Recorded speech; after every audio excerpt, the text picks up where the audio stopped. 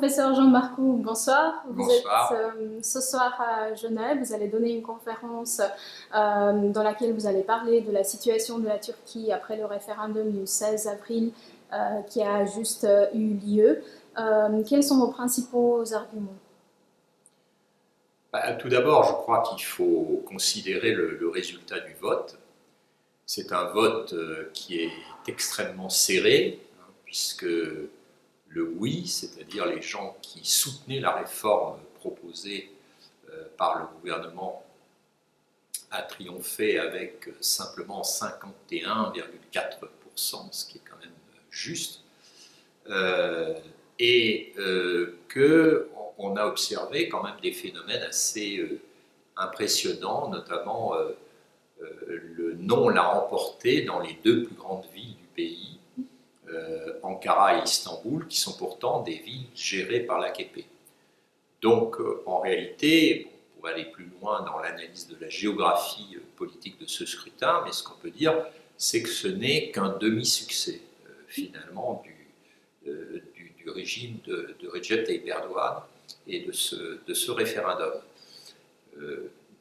Un demi-succès qui d'ailleurs est contesté, puisqu'il y a eu des irrégularités assez graves au cours de ce vote, hein, donc ce qui ajoute encore à la défiance finalement qui est exprimée à l'égard de ce résultat.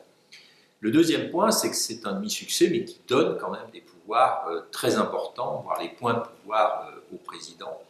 Et ça pose le problème du contenu de la réforme, qui est centré sur la présidence, bon, qui crée un régime présidentiel, mais un régime présidentiel, on peut le dire, avec une séparation des pouvoirs qui est largement inexistante, la possibilité notamment pour le président de la République de dissoudre le Parlement, ce qui n'est jamais le cas en régime présidentiel, ou très rarement le cas en régime présidentiel.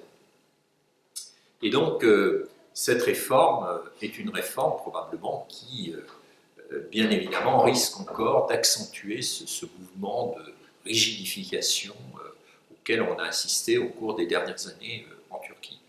Et je crois que le dernier point, c'est de savoir ce qui va se passer maintenant, puisque même s'il y a des mesures qui doivent être appliquées tout de suite, en réalité, le corps de la réforme ne doit être appliqué que lors des prochaines élections présidentielles et législatives qui vont se tenir en 2019. Et donc, une des grandes questions, c'est de savoir si finalement Recep Tayyip Erdogan, qui vient finalement de bénéficier de cette débauche de nouveaux pouvoirs, va être assez patient pour attendre jusqu'à 2019. On a déjà vu que ce n'était pas le cas, hein, puisqu'il est en train de redevenir le président de son parti. Bon, c'est l'une des mesures qu'il peut tout de suite mettre en œuvre, c'est vrai, mais on peut finalement penser que s'il redevient président de son parti, eh bien, il va y avoir un phénomène, je dirais, de présidentialisation, de pression politique sur le système très rapide, et qu'on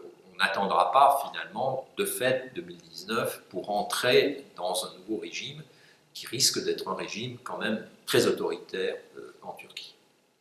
Professeur Jean Marcoux, merci.